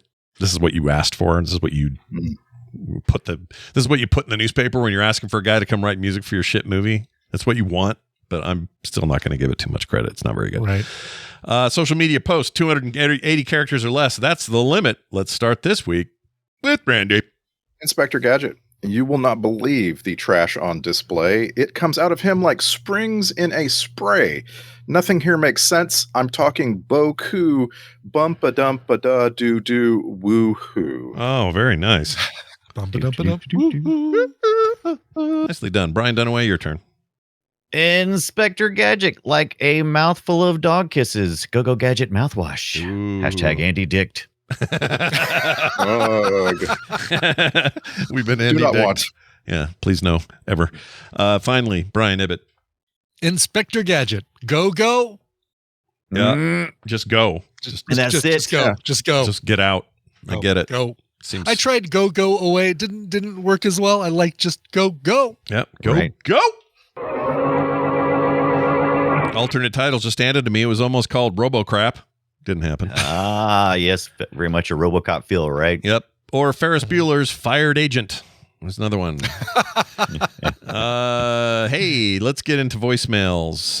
Master Wabbit sent us a message, and it's all about some fond memories of this film. So it's perfect that we're playing this today, I think. So let's hear what he has to say. Hello, Scott, Brian, Randy, and Brian. Longtime listener to the show. Boy, do I have some words about Inspector Gadget. I loved the animated series as a kid. The characters, the humor, the outlandish scenarios, it's a gem of a show. So when I saw a VHS copy of this film at the mom and pop video rental store, I couldn't wait to watch it. And my parents couldn't wait for me to be quiet for about an hour and a half elsewhere in the house. I got myself some popcorn, closed the window shades, made the couch all nice and comfy, did what I could to make the living room more of a movie theater. And after all was said and done, I was so disappointed at how bland this film was. There's maybe one joke that I found funny as a 12-year-old, but other than that, this film has nothing going for it. I had wasted 90 minutes of my life I was never getting back. The next time my family went to the rental store, I saw another film on the shelves made by Disney based on a cartoon series I've seen. I thought maybe this one would actually be funny and respectful of the characters. They wouldn't make the same mistakes twice, right? That film was 1997's Mr. Magoo. I did not make a wise decision that evening.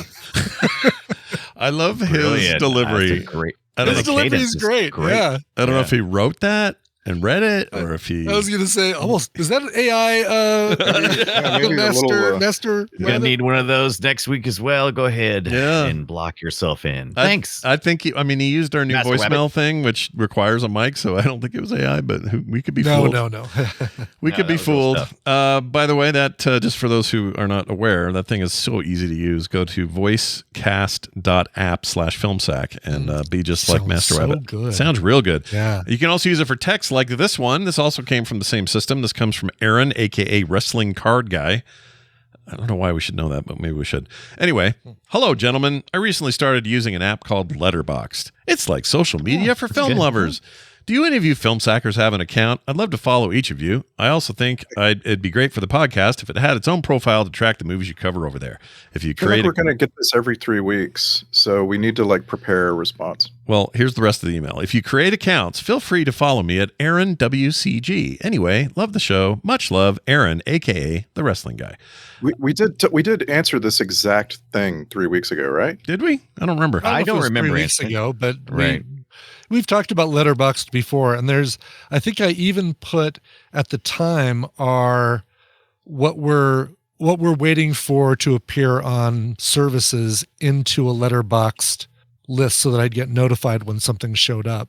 Oh, interesting. Mine's much neglected, though. So is mine. I know. I barely touched it. Yeah. I feel bad because apparently it's the thing to do.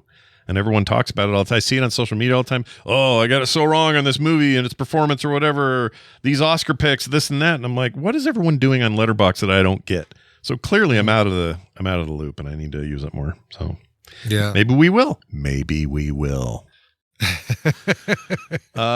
you for that. That came to us also at voicecast.app/filmsack. So use that often. It's also linked on the webpage at filmsack.com, so you will never not know it. It's just right there.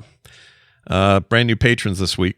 Like to mention Andrew Brown and EF Contentment. Love that. Oh. EF Contentment. Great name. I hope it's his real name. It probably isn't, but I like it a lot. EF Contentment. EF Contentment. Thank you so much. Thank you, Andrew Brown. Thank you, everybody who are regular patrons of the show. You guys are all awesome, and as a result, you're getting great benefits like no commercials ever, movie-related art prints from me in the mail, pre-show content every week, and monthly host specials. You probably have been enjoying as much as I have these Randy Bryan Oscar discussions. You guys have one more in the chamber, right? Isn't there something? No, we're done. I wouldn't mind talking about how some people did in our game. Oh yeah, that's right. We have to announce the winner. That's what it was. That's what I was thinking you guys had left. So do we do that here? Do we do that here? Yeah, I think we do that here. Okay, so let's do it. Congratulations, Sudsy. You eked out a victory over Thomas from Missouri by one clever vote. I can't figure out which it is because it's 33 categories. Right. But well done, man. It was the high score in this game was 940 points for Sudsy. Thomas from Missouri got 930. Man. And it's just really impressive. Who's our where do we all rank? Or actually, you know what? Let's give our top 5 of who won, where everybody's, whoever our top 5 is, let's give them all shout outs, and then let's see where all of us ended up. Sure thing. We mentioned Sudsy and Thomas from Missouri. Number 4 was JDP with 830 points, and number 5 was Rasmus Cruz with 735 points. I noticed you skipped over number 3, by the way. Tell me who that was. Me. Oh, okay. That was, yeah, that's why. Yeah, you wanted a little suspense there. I like that. I just who cares? I get it. I get it. I totally get it. A couple of people I want to shout out. Jen Cromer came in at eighth place. I noticed Icor in 16th place. Nice. On this list. Humfredo at 17th place. We have our old friend Lemon Jelly at 23rd place. Coverville was a top 10. He was number 9. Yeah, nicely done. Nicely done. Good solid score, 675 points. Scott Johnson was our very first person to go in and fill out their ballot. Oh, I didn't know that. Very first person. You finished at 35th place. Did real good, guys. Killed it. Yeah. Dunaway in there? No Dunaway? Dunaway did not participate this time. Didn't participate this time. Nope. You're in there? Or you didn't? No, I didn't. Oh, you didn't. Didn't Sorry. do it. Didn't hear you. Sorry. That's okay. I'll bet you would have taken first, and you just wanted to let somebody else have a shot. I get it. That's why I give other people a chance this time around. But you're welcome. Yeah, you're a humble guy, and we appreciate that about you.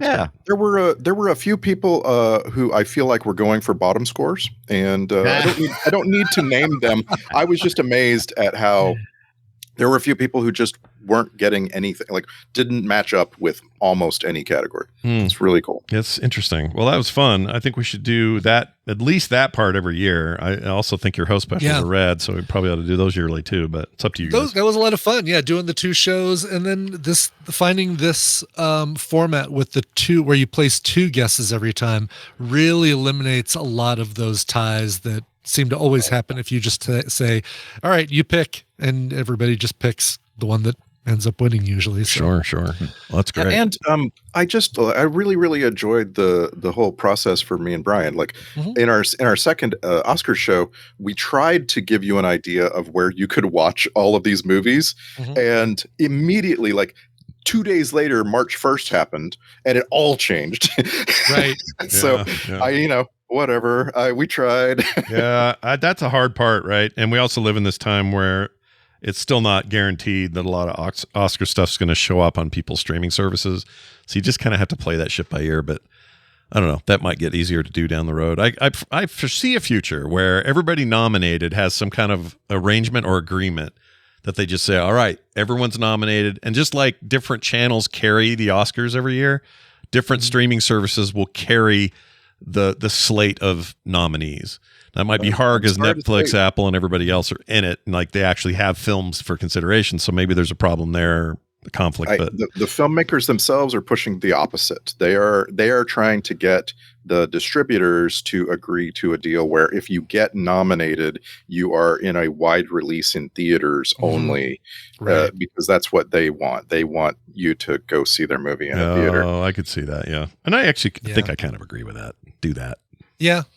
You know, I mean, you go see them all. I know Randy I do. Gets most of them anyway. too. I mean, obviously, Emilia Perez, we watched at home on Netflix. There might have been another one that we watched at home, but I think for the most part, 7 or 8 of the Best Picture ones we watched in theaters. And did you feel like any of them like you would have been left out because you didn't go to theaters to see it? Or I think so. I mean, Honora was a surprising one because there are moments in that film where you laugh, but you feel like you shouldn't be laughing at what you're seeing because there's some violent stuff that's actually done with a little bit of dark comedy to it. And there's something about the unified experience of being in a theater where, okay, other people are laughing. I feel okay about laughing at this part. And everybody always talks about the difference being cinematography. And I think that's right to a degree. Like cinematography does really make a difference. If you see Dune in a theater, you're getting a better experience, period. End of story. Yeah. Oh yeah, no question about that. All of these movies have great cinema. Honora has an amazing sequence under the freaking lights in Las Vegas that I'm like, that's better in a theater. It's got to be. Fremont Street, baby. Yeah. Brutalist was also an experience in the theater where I might have been tempted if I were watching at home to just have an iPad in my lap and have something, like the game Snap or something going on there. But being in nope, you are watching this. There is no other distractions. The Brutalist The Brutalist tried to bring back VistaVision, and VistaVision is where you take 35 millimeter film and turn it sideways, and so you have this huge cropped, like, it's just a larger image, and seeing it in a movie theater is almost a must for this. Like, I'm really sad that there's people watching The Brutalist on their phone because you just can't. You can't even imagine. Like a home theater, okay, but God, on a phone would be horrendous. Yeah, why would you do that? Although, well, you know who'd agree with you? David Lynch from The Grave would agree with you. Right. Yes, how are you watching this on your phone? F your phone. I tried to tell you. Rah! I wanted more stuff about it. Oh, did you notice Isabella Rossellini wore blue velvet that night? Yes, and sat next to Laura Dern. It was so great. That was great. Yeah. Although blue velvet, that thing's a handful. It's got to be hot in the Dorothy Chandler Pavilion. Yeah, dude. All right. Well, there you go. Super fun stuff. Our next movie, by the way, Under Suspicion. Under Suspicion. We're getting our Hackman on. We just finally got final word of what happened to him, and it's kind of awful, but he died. Combination of Alzheimer's, which made it so he really didn't have much to do, and heart failure, heart disease. He is 95 after all, but he died a week after his wife, she collapsed and died from hantavirus infection, which is just kind of a fluke because it's a virus that comes through rodents and rodent droppings and stuff. So who knows how she even got it. The dog, I don't know, but she died 10 days later. He died really unsure why he's laying there and no one's around because he's had dementia. Kind of awful, right? Across the board. No one knows about it. That's why it took him so long to find everybody. But I thought the tribute on the Oscars was nice. And I think that he's an all-timer. So what are we doing? We're watching one of his movies, Under Suspicion. Bringing it back, baby. Him and Morgan Freeman, directed by your Clint Eastwood. Clinton Eastwood is in this, or direct Clinton Eastwood. Yeah, we love Clinton. Yeah, he's great. So yeah, watch for that next week. That's Under Suspicion, streaming where, Randy? I don't know where this is right now. Good question. Let's see, Max. I'm gonna guess it's. I'm gonna guess. I got it on Netflix. Netflix. All right, cool. Okay, like our original mandate. Go to Netflix, everybody. That'll do it for us. Filmsack.com is the website. All the stuff is there. Leave us reviews wherever you get your podcasts. That's going to do it for us. For me, for Brian, and for Randy. You should have quit while you're ahead. Damn straight. We'll see you next time.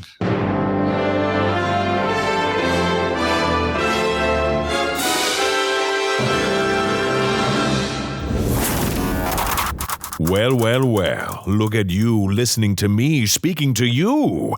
Find more great shows and goodies at frogpants.com. Yeah. Ahem.